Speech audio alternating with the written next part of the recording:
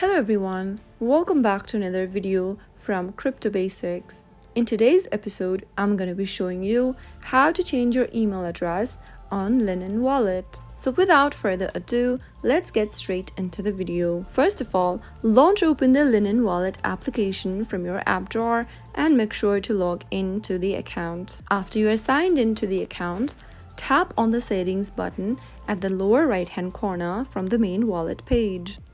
Now, tap on the recovery kit option at the very top, which will then take you to your recovery kit. Look for this third recovery kit option and tap on it, where you'll be able to open up your email and phone number option. To change your email, tap on the email option and enter the new email you'd like to change to for the account. Once done, tap continue. On the next page, you'll now need to enter the email verification code that you received via mail. So go ahead and enter the code that you received. Open up your new email inbox where you'll need to verify your email.